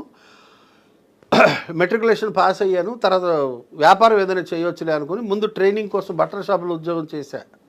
ఒక 6 నెలలు ఉద్యోగం చేశాను. తర్వాత మానేశాను, ఇంకో దగ్గర చేరదామని. మధ్యలో గ్యాప్ వచ్చింది, డబ్బులు లేవు ఇంట్లో అడగడానికి. నామోషి ఉన్న డబ్బులన్నీ అయిపోయాయి. అక్కడ తెలిసిన 3-4 దగ్గర డబ్బులు అడిగేసి అవి కూడా తినేశాను. అసలు కంప్లీట్గా డబ్బులు అయిపోయాయి. ఒకరోజు తినడానికి కూడా డబ్బులు లేవు. ఉదయం నుంచి అద్దె ఇంట్లో ఉంటున్నాను, ఒకళ్ళ ఇంట్లో అద్దెకుంటున్నాను. ఉదయం నుంచి అటు ఇటు తిరుగుతున్నాను, నీళ్లు తాగుతున్నాను. ఆకలి, ఏం చేయాలో అర్థం కావట్లేదు. డబ్బులు లేవు. తెలిసిన వాళ్ళు 3-4 అడిగేసాను ఆల్రెడీ. ఇంకా అడిగితే ఇవ్వరు అని డిసైడ్ అయిపోయాను. అప్పుడు ఎవరింట్లో అయితే అద్దెకున్నానో వాళ్ళ ఇంట్లో 2వ కోడలు చిట్టక్క అని. చిట్టక్కని బాగా నేను దగ్గర, మా సొంత అక్క అంత ప్రేమగా చూసేవాడిని. చిట్టక్క గమనించింది, ఈడేంటి ఉదయం నుంచి అటు ఇటు తిరుగుతున్నాడు, ఉద్యోగం మానేశాడు, కొత్త ఉద్యోగంలో ఇంకో బట్టల షాప్లో చేరతా అన్నాడు, చేరలేదు. నెల గ్యాప్ వచ్చింది. ఇవాళ చూస్తే ఉదయం నుంచి సాయంత్రం దాకా తిరుగుతున్నాడు, ఏం చేస్తున్నాడు అర్థం కావట్లేదని. 4 గంటలప్పుడు అడిగింది, ఏంట్రా నువ్వు అన్నం తిన్నావా అన్నది. ఏడ్చేసా, విపరీతంగా ఏడ్చా, అస్సలు అన్కంట్రోలబుల్ ఏడ్చా. ఎందుకంటే మనకు అన్నం తింటావని అడిగేవాళ్ళు ఎవరు? ఊరు కాని ఊర్లో ఉన్నాను నేను. లేదక్క తినలేదు, లేవు డబ్బులు అంటే వెంటనే ఇంట్లో ఏదో ఉప్మా ఉంటే పెట్టింది, ఉప్మా తిని ఆగురే అన్నం వండుతానని చెప్పి అన్నం వండి అన్నం పెట్టి డబ్బులు ఇచ్చి, ఒరే నువ్వు బరంపురం వెళ్ళిపోరా, ఇక్కడ ఉండొద్దు, నామోషి ఫీల్ అవ్వకు, మీ నాన్న ఏం అనలే, నేను మాట్లాడతాను. అప్పట్లో ల్యాండ్లైన్స్, నువ్వు వెళ్ళి చదువుకోరా, నువ్వు గొప్పోడు అవుతారా, తెలివైనడివిరా, ఈ బట్టల షాపులో ఉద్యోగాలు ఈ వ్యాపారాలు నీ వల్ల కావులే, పోరా అని అక్క పంపించేసింది. అప్పటి నుంచి అక్క దగ్గర రెగ్యులర్గా వెళ్తూ ఉంటా. అట్లా మధ్యలో కొన్నాళ్ళు అక్క కనిపించలేదు. ఆవిడ కోసం చాలా కష్టపడి వెతికామండి. వాళ్ళ ఇల్లు మారిపోయారు, అడ్రస్ లేకుండా పోయింది. చాలా కష్టపడితే దొరికింది ఒకరోజు అక్క. ఈ మధ్య బెడ్ రిటర్న్ అయిపోయింది. షీఈ్ నియర్లీ 80 ఇప్పుడు. 80 పెద్ద వయసు కాదు సార్ మరి. అవును, పాపం సిక్ అయిపోయి బెడ్ రిటర్న్ అయింది. రాఖీ వస్తే ఆవిడే గుర్తుంటుంది నాకు, అన్నం పెట్టిన అక్క, అమ్మ. అట్లా ఆ రోజు నిజంగా ఉదయం నుంచి సాయంత్రం దాకా డబ్బులు లేక ఫుడ్ లేదు, చాలా పెయిన్ఫుల్గా ఉంటుంది. ఇప్పుడు ధనవంతుడు ఒకరోజు నేను అన్నం తిన్ను, ఫాస్టింగ్లో ఉంటాను అంటే కాదు. మన దగ్గర తినడానికి డబ్బులు లేని పరిస్థితి ఉంటే థ్యాంక్స్ ఆఫ్ హంగర్ అంటారు. అది చాలా బాధగా ఉంటుంది. అన్నీ అనుభవించాలి లైఫ్లో. చెప్తారు కదా, 7 సముద్రాలు కాళ్ళు తడవకుండా దాటగలం, కానీ కన్నీరు లేకుండా మానవ జన్మ పరిపూర్తి కాదు అని. అవును అవును, అన్నీ చూడాలి. ఎప్పుడు ఒకటి అనుకుంటా, మనకు ఉన్న దాంట్లో పక్కవాడికి ఇస్తేనే, ఎంతో కొంత పక్కవాడికి ఇస్తేనే జీవితం బాగుంటుంది, ఫలప్రదంగా ఉంటుంది. నాకు విజయవాడలో ఉంటారు ఒక ఫ్రెండు, ఆయన్ని చూసి నేను చాలాసార్లు అనుకుంటా, గొప్ప వ్యక్తులు ఉంటారు మన చుట్టుపక్కల అని. పుట్టగుంట సతీష్ గారని, ఆయన లయన్స్ క్లబ్ గవర్నర్గా కూడా చేశారు అక్కడ. ఆయన నేను చూశాను, ఆయన తన ఆదాయంలో చాలా డబ్బులు ప్రజలకు ఇస్తాడమ్మా. మా ఫ్రెండ్ వాళ్ళ అమ్మాయికి హార్ట్ అటాక్ వస్తే గంటల్లో ₹1,00,000 సర్దిచ్చాడు. నా ఫ్రెండ్కి బరంపురంలో క్యాన్సర్ వస్తే మందులకి డబ్బులు ఒకరోజు నాకు షార్టేజ్ పడితే ఆయన డబ్బులు ఇచ్చాడు. కరోనా టైంలో వందల మందికి, వేల మందికి వ్యాక్సిన్ వేయించాడు. అవేవో మందులు స్ట్రిప్పు 30 టాబ్లెట్లు 60 టాబ్లెట్లు ఏదో ఒక స్ట్రిప్పులు లక్షల్లో పంచాడు ఆయన. భవానీ భక్తులు వస్తుంటారు నడుచుకుంటూ, వాళ్ళ కోసం వాళ్ళ ఫ్యాక్టరీ ఉంది బొమ్మలూరు అని, హనుమాన్ జంక్షన్ దగ్గర. అక్కడ లక్షలాది మందికి అనేక సంవత్సరాలుగా ఆయన అన్నం పెడుతున్నాడు. ప్లస్ వాళ్ళు పడుకోవడానికి రెస్ట్ రూమ్స్ పెట్టాడు. ప్లస్ అక్కడ ఒక డాక్టరు నర్సు ఉంటారు మెడికల్. ఆ ఊళ్ళో స్కూలు కట్టించి ఇచ్చాడు, పోలీస్ స్టేషన్ కట్టించి ఇచ్చాడు. ఈ హ్యాండిక్యాప్డ్ పిల్లలకి పరికరాలు ఇస్తుంటారు. చాలామంది పిల్లలకి గవర్నమెంట్ స్కూల్స్లో యూనిఫారాలు, పేద పిల్లల ఫీజులు కట్టడం, ఇలాగ అనేకం చేస్తుంటారు ఆయన. మనిషి తన ఆదాయంలో కొంత ఇవ్వాలి అన్నది నేను ఆయన దగ్గర నేర్చుకున్నాను. ఒకప్పుడు లేనితనం నుంచి వచ్చాను కాబట్టి నాకు కొంత ఇవ్వడంలో ఆనందం ఏంటో ఇప్పుడు నేను అనుభవిస్తున్నాను. అవునా? మీరు రెగ్యులర్గా మీరు డొనేట్ చేస్తారని తెలుసు. నేను ఫిక్స్గా పక్కన పెట్టుకుంటాను. నాకు ఎక్కడైనా 10,000 వచ్చాయి అనుకోండి, ఒక 500 పక్కన దాచేస్తా. నేను ఇంత సంపాదించలేదు ఈ 10,000 నాకు, మల్లెమాల నుంచి ఒక 27,000 వస్తాయి నెలకి, లేదా 34,000 వస్తాయి. వెంటనే ఒక 2,000, 2,500, 3,000 తీసి పక్కన పెట్టేస్తా, దాచేస్తా. దానికి ఒక వేరే కవర్ ఉంది, ఆ క్యాష్ రాగానే కవర్లో తోసేస్తా, డ్రా చేస్తాను డబ్బులు, ఆ కవర్లో పెట్టేస్తా. అవి అప్పుడప్పుడు చారిటీకి వాడేస్తా. జోక్ వేయచ్చా సార్? కొంత చేయకపోతే దేవుడు మనల్ని చూడ్డు. అవును, కరెక్టే. అవును, జోకులు వేయండి. జోకులు వేయచ్చా సార్? ఆ కవర్ ఎక్కడ పెట్టారో ఎవరికి తెలియదు, లేదు సార్, అబ్బాయి ఒక్కడికే తెలుసు. అవునా? వారసుడికి అన్నీ తెలుసు. పిల్లలతో ఎలా సార్? పిల్లలు మీ ప్రొఫెషన్ నన్ను ఆడుకుంటారు వాళ్ళు. ఓ, మీతో ఆడుకోరు, మిమ్మల్ని ఆడుకుంటారు. ఎవరికైనా వచ్చిందా ఈ మీడియా సైడ్ ఈ పిక్స్ అంతా? ఇంట్రెస్ట్ లేదు. మా అమ్మాయి డెలాయిట్లో 3 ఏళ్ళు ఉద్యోగం చేసి మానేసి ఇప్పుడు MBA ఎంట్రన్స్ ప్రిపేర్ అవుతుంది. నిన్న మొన్న క్యాట్ ఏదో అయింది, రాసింది. ఇప్పుడు ఇంకేదో ఇంకా పరీక్షలు ఉన్నాయట రకరకాలు. పేర్లు ఏంటి సార్ పిల్లల పేర్లు? అవినాష్, హిమశ్రీ, అవినాష్ కుమార్ ధన్కాణి, హిమశ్రీ ధన్కాణి. సింధీ వాళ్ళం మేము. ఓహో, దాస్ అని అలా వచ్చిందా? సింధీ వాళ్ళ సార్? సింధీ అయితే సార్ నాకు కూడా సింధీ తెలుసు, నేను చెప్తాను చూడండి. చెప్పండి. సాయి భాజీ ఆకుకూర తెలుసు కదా, నాకు చేయడం వచ్చు. Very good. మీరు సింధీ వాళ్ళని ఇంతవరకు అసలు నాకు ఎంత నేను ట్రై చేసినా గెస్ట్ బరంపురం అంటే ఒరిస్సా అనుకున్నాను నేను, ఒరిస్సా అక్కడ వాళ్ళు అనుకున్నాను. కానీ సింధీ వాళ్ళైతే మరి తెలుగులో ఎలా సార్ మీరు ఎలా ప్రత్యక్షమయ్యారు? హిందీ మాట్లాడతారా? సింధీయే మాట్లాడతాం హిందీ ఇంట్లో, ఖచ్చితంగా సింధీయే మాట్లాడతాం. మా ఆవిడైతే మరీ వెరీ పర్టికులర్ అబౌట్ సింధీ. ఆవిడ వేరే భాష మాట్లాడదు అసలు. ఆమె చదువుకోలేదు, ఆమెకు హిందీ ఒకటే వచ్చు, సింధీ వచ్చు. సో అనివార్యంగా సింధీయే మాట్లాడతాం. మీరు ఎలా అయింది మీ పెళ్లి చూపులా? బంధువులం, అరేంజ్డ్, ప్యూర్లీ అరేంజ్డ్ మ్యారేజ్. ఎప్పుడు మనకి మా సొంత నాన్నగారి తమ్ముడు భార్య, పిన్ని కదా, పిన్ని చెల్లెలు ఆవిడకి వదిన. డైరెక్ట్ మా పెళ్ళికి ముందే వాళ్ళతో బంధుత్వం ఉంది. సో నేనెవరో అన్నది మా మామయ్యకి తెలుసు. సో అలా మీరు మీ ఆవిడే. కానీ అరేంజ్డ్ మ్యారేజ్, పెళ్లి చూపులు, అరేంజ్మెంట్ అన్నీ రెగ్యులర్గా అయింది. మామూలు. మీరు ఎప్పుడు ప్రేమలో పడలే, ముందు కానీ తర్వాత కానీ? పడితే మాత్రం చెప్తావా? శ్రీదేవిని ప్రేమించాము, ఈ పార్ట్ మాత్రం మీ ఆవిడని కూరగాయలు ప్రాండి తెలుగు రాదు ఆవిడకి. ఇంకేం సార్, ఫుల్ గా చెప్పండి సార్, మన మధ్య దాపరికాలు ఏంటి అని చెప్పండి. మనం అనుకుంటే అవుతుందా? రామ్ వరం ప్రేమించాడు, నేను ప్రేమించిన దానికన్నా ఎక్కువ ప్రేమించాడు శ్రీదేవిని. ఏం చేస్తాం? మాధురి దీక్షిత్ అంటే బాగా ఇష్టపడ్డాను. మీరా? బాగా, చాలా ఇష్టం. కానీ ఇప్పుడు చూస్తే కొంచెం కష్టపడేలాగా ఇప్పుడు మారిందా? చాలా మంది మారిపోయారని అంటున్నారు అందరూ. ఆవిడ ఐశ్వర్య రాయ్ అంటే అందుకే సార్ అందం మీరు అంత పెట్టకూడదు, మనసునే చూడాలి ఎప్పుడు అనిపిస్తుంది. అంతే కదా సార్? మాధురి దీక్షిత్ గారి డాన్స్లా ఆరాధించారు. ఈజ్ ఏం ఈజ్ అండి. పాత సినిమాలు వేరు ఎంతైనా. ఇప్పుడు వస్తున్నాయి కానీ మామూలు ఈ మధ్య మీరు సినిమాల్లో ఎక్కువ కనిపించలే, చేయట్లేదుగా అసలు. అసలు వచ్చినా చేయట్లేదా, రావట్లేదా? లేదు, రెండు. Okay okay. అంటే మోకాళ్ళ నొప్పులు ఎక్కువైపోయి నిలబడలేకపోతున్నాను ఎక్కువసేపు, అందువల్ల చేయలేకపోతున్నాను. బాబాయ్ హోటల్ కూర్చునే ప్రోగ్రామ్ కాబట్టి ఒకటే చేస్తున్నాను. అదొకటి కాలక్షేపం అయిపోతుంది కాస్త. 10 మంది కాలక్షేపానికి ఏం లోట్లేదు. పుస్తకాలు చదువుతాను. మీకేంటి సార్ సాహిత్యం? పుస్తకాలు చదువుతాను, సినిమాలు కూడా చూస్తా, బలంగా చూస్తాను సినిమాలు. తర్వాత హోమియోపతి ఒకటి ఇంట్రెస్ట్. అదే మీరు అక్యుపంక్చరు, హోమియోపతి వాటి ఎలా మీద వచ్చాయి బాగా. మీకు ఇంట్రెస్ట్లు? నాకు పీజీకే వెంకటేశ్వరరావుని ఇప్పుడు ఐజాగ్ షిఫ్ట్ అయ్యారు మహబూబ్నగర్ జిల్లా. ఆయన్ని చూసిన తర్వాత హోమియోపతి మీద ఇంట్రెస్ట్ కలిగింది. ఆయన మూలాల్లోకి వెళ్ళి ట్రీట్ చేస్తాడమ్మా. ఎలాంటివి? డయాబెటీస్ ఇలాంటివా? డయాబెటీస్, బీపీ ఎప్పుడు హోమియోపతి వెళ్ళకూడదమ్మా. అది క్లియర్. హోమియోపతిలో అంత రీసెర్చ్ జరగలేదు. డయాబెటీసు, బీపీ ఎప్పుడైనా సరే ఎలోపతియే వాడడం సేఫ్. ఎందుకంటే అవి పారామీటర్స్ మారుతుంటాయి, వాటిని మానిటర్ చేయాలి జాగ్రత్తగా. అవును, నేను చూశాను ఒకటి కొన్ని కేసులు చూశాను ఆ పీజీకే వెంకటేశ్వరరావు గారు ట్రీట్ చేయడం. ఆయన క్లాస్మేట్ ఒక కేసు చూశాను, పిల్లాడికి విరోచనాలు అవుతుంటే ఆయన కూడా డాక్టరే, పేషెంట్ ఫాదర్, కానీ ఆయన ఇస్తే తగ్గలేదు, ఈయన మందు ఇస్తే తగ్గిపోయింది. ఏంటంటే అన్ట్రీటెడ్ ఫ్రాక్చర్ ఉంది, అన్ట్రీటెడ్ ఫ్రాక్చర్కి ఈయన మందు ఇచ్చాడు పీజీకి, విరోచనాలు తగ్గాయి. ఓహో. తర్వాత ఎగ్జిమా వస్తే ఇంకో కేసులో ఎగ్జిమా వస్తే ఒక మనిషికి తగ్గకపోతే అతను డాక్టర్ అయ్యి ఉండి ఎగ్జిమా మందులన్నీ వాడాడు, తగ్గలేదు. కానీ ఈయన చూసి మందులు ఇచ్చాడు, తగ్గిపోయింది. ఆయన ఏదో మెలాంకలీలో ఉన్నాడు, అతని తల్లిపోయి చాలా బాధలో ఉన్నాడు పేషెంట్, దానికి ఆ మందు ఇచ్చాడు.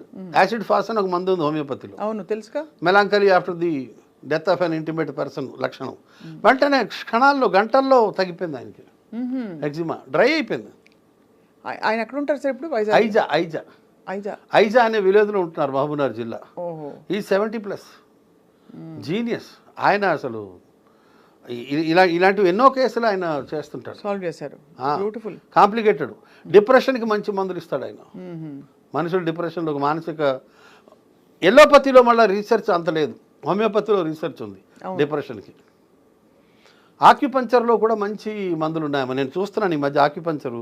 నాకు ఒక ఫ్రెండ్ ఉన్నారు డాక్టర్ సుధాకర్ అని, వాళ్ళకి ఇన్స్టిట్యూట్ కూడా ఉంది, cosmic institute of acupuncture and naturopathy. ఆయన్ని కూడా చూశాను. చాలా కాలంగా ఉన్న మజిల్ పెయిన్స్, కాళ్ళు పెయిన్స్ కొంతమందికి భలే తగ్గించాడు ఆయన. హోమియోపతి, ఎలోపతి వాళ్ళు రిజెక్ట్ చేసేసి ఇంకా మీరు వెళ్ళిపోండి, ఎన్ని సర్జరీలు చేసినా బాగుపడదు అన్న కేసుని ఒకటి చూశాను. ఆయన నడిపించాడు. ఒక 10-12 ఏళ్ల పిల్లకి మొత్తం జుట్టు తెల్లబడిపోతే బ్లాక్ చేశాడు ఆయన. అయ్య బాబాయ్. సూదులు గుచ్చి సరిపోయాను నేను. అవును, no medicine, no chemical, nothing, just mind మీద ఒక 4-5 సూదులు గుచ్చడం, మళ్ళీ వారం రా అనడం. వైట్ గ్రే అయిపోయిన హెయిర్ బ్లాక్ చేశాడు ఆయన. సుధాకర్ ఆయన గాంధీనగర్లో ఉంటాడు ఆయన. న్యాచురోపతి కూడా అద్భుతమైన, అదే ఆక్యుపంచర్ కూడా అద్భుతమైన. ఆయన భలే చెప్తాడు ఆయన. అసలు సీజనల్ ఫ్రూట్స్ తినాలి అంటాడు షుగర్ పేషెంట్లు కూడా.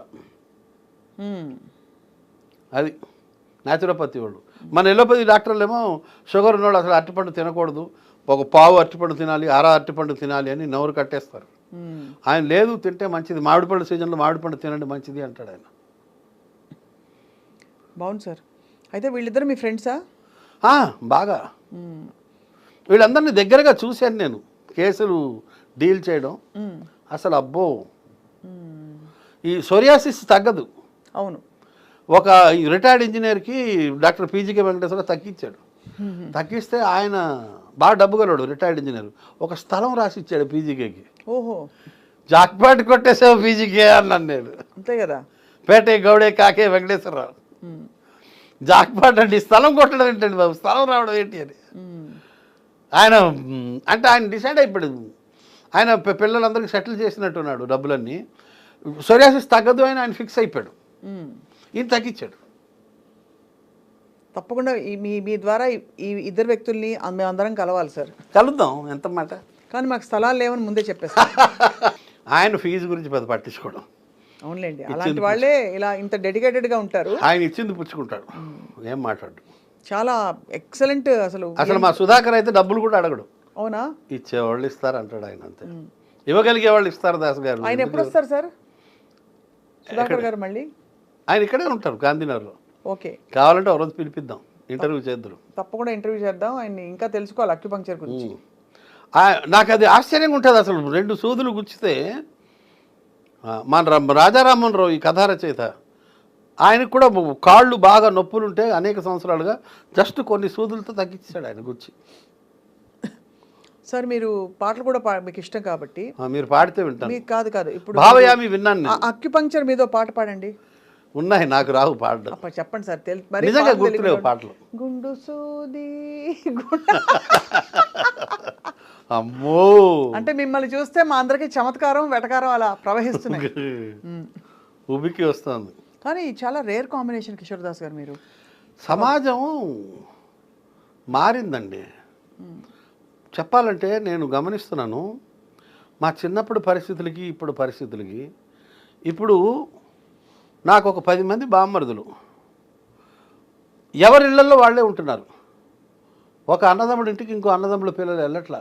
ఎందుకు అంటే వెళ్ళి నెలల తరబడి సంవత్సరాల తరబడి ఉండడం అన్నది లేదు. నేను మా చిన్నప్పుడు మా నాన్నగారు మా అమ్మ మేము అన్నదమ్ములం ఒక దగ్గర ఉండేవాళ్ళం. మా చిన్నాన్నలు ఇంకో దగ్గర ఇంకో 5 కిలోమీటర్ల దూరంలో ఉండేవారు. మా స్కూల్కి మా చిన్నాన్నీళ్ళు దగ్గర.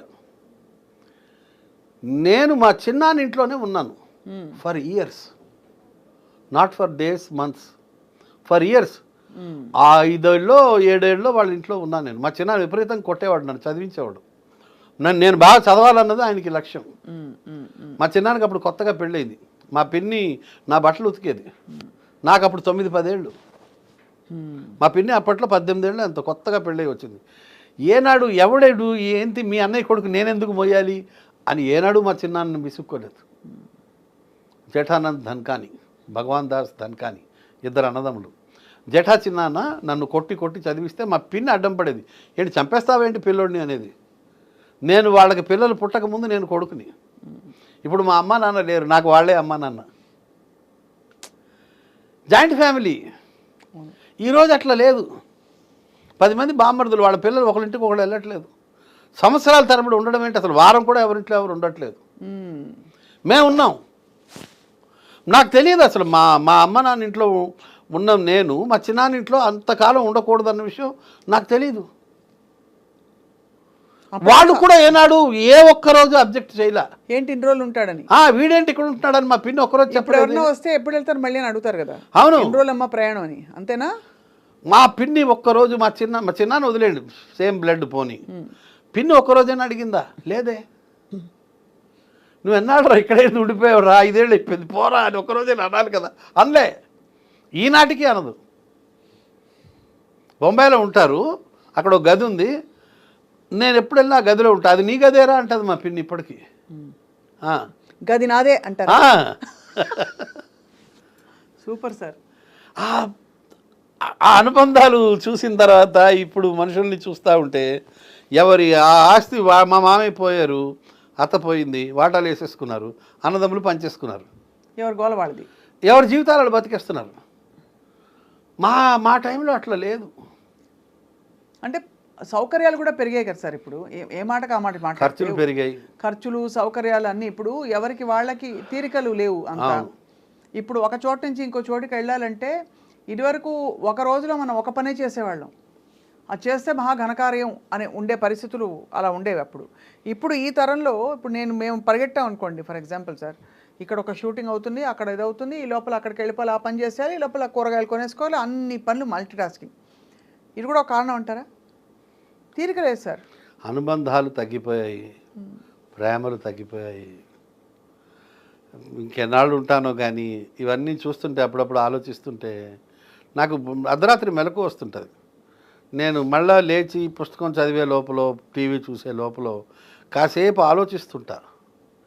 ఏం చేస్తున్నాం మనం, ఏం చెయ్యాలి మనం, ఏం చేశాను ఇవాళ, నా వల్ల ఎవరు బాధపడలేదు కదా, నేను ఎవరిని హర్ట్ చేయలేదు కదా. మనం స్పీడ్ మాటల్లో నెమరేసుకుంటా. చాలా చాలా సొసైటీలో డబ్బులు అడిగితే ఎవరికి ఇవ్వట్లేదు. అది చాలా ఆందోళన కలిగిస్తుంది. కొద్దిమంది మా పుట్టగుంట సతీష్ లాంటి వాళ్ళు తప్పిస్తే ఏదైనా అవసరం ఉంటే, సతీష్ గారు చెప్పారు నాకు, ఎప్పుడైనా అవసరం ఉంటే మొహమాట పడద్దు, డబ్బులు కావాలంటే తీసుకో అని. అలా కొద్దిమంది ఉంటారు. నాకు ఇంకో ఫ్రెండ్ కూడా ఉన్నాడు, అంజయ్య అని. అతను కూడా చెప్పాడు 1-2 సార్లు, దాసు ఎప్పుడైనా డబ్బులు అవసరమైతే అడుగు, మొహమాట పడుకో అని. అరుదుగా ఉంటారు. అది తగ్గిపోయింది ఆ సంఖ్య. అవును.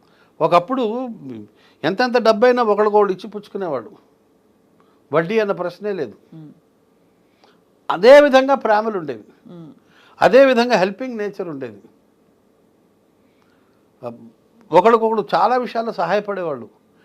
మా వీధిలో పెళ్లి జరిగితే, బరంపురంలో ఫస్ట్ మిలిటరీలో నేను ఉండేవాడిని, మా వీధిలో ఒక పెళ్లి జరిగితే మేము యూత్ అంతా ఎవరింట్లో పెళ్లి జరిగినా ఫిక్స్డ్, ఎవరు వడ్డిస్తారు, ఎవరు వంట దగ్గర నిలబడతారు, ఎవరు మార్కెటింగ్ చేస్తారు, ఎవరు ఫలానా కూరగాయలు కొనుక్కొస్తారు, ఎవరు బియ్యం కొనుక్కొస్తాడు, ఎవరు వంటగదిలో ఏ హెల్ప్ చేస్తాడు, మేమంతా కూర్చుని మాట్లాడుకుని డిసైడ్ చేసుకుని ఉండేవాళ్ళం. అస్సలు క్యాటరింగ్ అన్నది మాకు తెలియదు మా వీధిలో. మేము కుర్రాళ్ళమే అప్పట్లో. నాకు 16 ఏళ్ళు ఆ టైంలో సంగతి. వంట బాగా వచ్చు అయితే మీకు? నేను వంటలో కూర్చోను, నేను వడ్డింపు సెక్షన్. నేను చాలా తెలివిగా వడ్డిస్తా,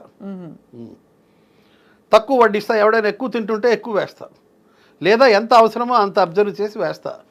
మారు కావాలనుకున్నప్పుడు ఎంత అన్నం ఉంది అనే దాన్ని బట్టి దాన్ని చూసి ఎంత సాంబారు అవసరం ఉంటుందో అంత వేస్తాను. ఎక్కువ వేయను, తక్కువ వేయను. వేసిన తర్వాత ఫేస్ కూడా చూస్తాను నేను, వాడు ఆనందంగా ఉన్నాడా లేదని. కొంచెం ఎక్స్ప్రెషన్ తగ్గిందనుకోండి, కొంచెం వేస్తా. ఆ టెక్నిక్ నాకు తెలుసు. ఎవరికి ఏది అవసరమో తల్లిలాగా తెలుసుకోవాలి కదా, అంతే కదా. ఎట్లా ఇవన్నీ అనుభవం మీద పెద్దవాళ్ళు నేర్పారు. మా చిన్నాన్న భగవాన్ దాస్ అని, లాస్ట్ చిన్నాన్న, ఈ టెక్నిక్లన్నీ మా చిన్నాన్న అప్పట్లో నేర్పాడు బరంపూర్లో. ఆయన పెళ్ళిళ్ళు మాస్టర్. పెళ్ళి జరిగిందంటే వీధిలో he use to lead the team. మేమందరూ ఆయన కోడి పిల్లల చుట్టూ చేరేవాళ్ళం. క్యాటరింగ్ లేదు. బ్యూటిఫుల్ మెమరీస్ ఇవన్నీ. అసలు తర్వాత మా సీనియర్లు మాకు ఫలానా పుస్తకం చదువు అని చెప్పేవాడు. రమేష్ రాజు, విజయ్ చంద్ర అని మా సీనియర్లు. మేము వికాసం అని ఒక సాహితీ సమాఖ్య, సాహితీ సాంస్కృతిక సమాఖ్యలో మా సీనియర్ మెంబర్లు. కామేశ్వరరావు గారని, కామేశ్వరరావు గారు అయితే డబ్బులు కూడా ఇచ్చేవారు, ఫలానా బుక్ కొనుక్కొని. రమేష్ రాజు డబ్బులు ఇచ్చేవాడు. విజయ్ చంద్ర చెప్పేవాడు, ఫలానా పోయిటరీ చదువు, నీకు పదాలు తెలుస్తాయి, పదాల డెప్త్ తెలుస్తుంది, మంచి పదాలు నేర్చుకుంటావని. వీళ్ళందరూ చెప్పడం వల్ల కామేశ్వరరావు కానీ, రమేష్ రాజు కానీ, విజయ్ చంద్ర కానీ వీళ్ళందరూ ఉండేవారు. వీళ్ళు గైడ్ చేసేవారు. స్వామి గారు అని ఉండేవాళ్ళు, బిఎల్ఎన్ స్వామి. వీళ్ళందరూ చెప్పేవారు చదవండి అని. మన మనిషి అనుకునేవాళ్ళండి. ఒక మనిషి ఇంకొక మనిషిని తనకి దగ్గరగా తీసుకునేవాడు. ఇప్పుడు అది తగ్గలా? కరెక్టే, తగ్గింది, బాగా తగ్గింది. అనుబంధాలు తగ్గిపోయాయి, నమ్మకాలు తగ్గాయి. మారుతోంది సొసైటీ. మేము అలాగే ఉండిపోయాం. మా అబ్బాయి అంటాడు, నువ్వు ఒక యాంటిక్ పీస్ అంటాడు, నీకు చాలా విషయాలు లోకం మీద తెలియవు అంటుంటాడు. తెలియవేమో. ఇప్పుడు మరి ఇలా బ్రతుకంతా ప్రతి నిమిషం మీ మాటలతో ఇలా సాగుతోంది. ఏంటి మీకు ఏమన్నా ఇంకా ఫలాని ట్రావెల్ చేయాలని కొంతమందికి ఉంటుంది? నేను ఫ్రీక్వెంట్ ట్రావెలర్ని. ఎచ్చటికి కాదు, అన్ని దేశము విదేశము అన్నీ వెళ్ళొస్తుంటారు. ఇండియాలో కర్ణాటక ఒక్కటే చూడలేదు, పక్కనున్న కర్ణాటక చూడలేదు, అన్ని చూస్తారా? కేరళ కానీ, తమిళనాడు కానీ, ఢిల్లీ కానీ, కాశ్మీర్, అమృత్సరు, హిమాచల్ ప్రదేశ్, షిమ్లా. హిమాచల్ ప్రదేశ్ షిమ్లాయే కదా. ఆ తర్వాత అమృత్సర్ చుట్టుపక్కల అన్నీ చూసాను. బాగా బార్డర్కి వెళ్ళాను, చండీగఢ్, లూధియానా, ఆ బెల్ట్ అంతా తిరిగేసాను. షిమ్లాకి వెళ్ళాను, మొత్తం ఢిల్లీ, కలకట్టా వదిలేయండి, అసలు మాకు పక్కనే బరంపురంకి. కలకట్టా చాలాసార్లు వెళ్ళాను. బొంబాయి, షిర్డీ కానీ, కేరళలో చాలా ప్లేసెస్ చూశాను. తమిళనాడులో ప్రతి వీధిలో ఏ గుడి ఉందో చెప్పగలను, అంత తిరిగాను. అబ్బా, తమిళ్ పేసెల్లా తెలియదు, ரொம்ப நல்லா தெரியும். వరాదు కొంచెం వరకు. ఓకే. నాకు కత్రికన్ ఏమిటి? నేను కత్రికన్ నేర్చుకుంటాను. కత్తికపోరేన్, కత్తిరికేన్ అని నాకు చెప్పిన వాళ్ళు అట్లా చెప్పారు. కత్తినిరికేన్. లేకపోతే నేను కత్తిరికాయన్ అంటే నేను వంకాయ. నాకు ఒక కత్తిరికాయ, నాకు ఒక 100 పదాలు వచ్చు తమిళంలో. అంతేనా? దాదాపు 100 పైన పదాలు తెలుసు, చాలా పదాలు. అయితే మీ ఇంటికి భోజనానికి ఎప్పుడు పిలుస్తాను చెప్పండి సార్. Any first. టైం మీరు ఎనీ మీరు టైం. వడ్డింపుల సెక్షన్ అండ్ మంచి శాకాహార భోజనం తినడానికి మీ ఇంటికి వస్తాను. శాకాహారమే ఉండేది అక్కడ. మేడంకి సింధీలో ఏం చెప్పాలి చెప్పండి. ఖాయిందం, అయితే మేడంకి ఖాయిందం, రోటీ ఖాయిందం, రోటీ ఖాయిందం అది అంతే చాలు అని చెప్పేస్తే అద్భుతంగా ఆ విధంగా నేను she'll be very happy to serve food to సమ్మన్. గ్రేట్. She's happy. ఇప్పుడు ఎవరైనా ఇంటికి వస్తే కూడా ఏదో ఒకటి పెడతాది. మా అమ్మ ఆ విషయంలో క్వాలిటీ. మా ఇంట్లో ఎప్పుడూ ఒక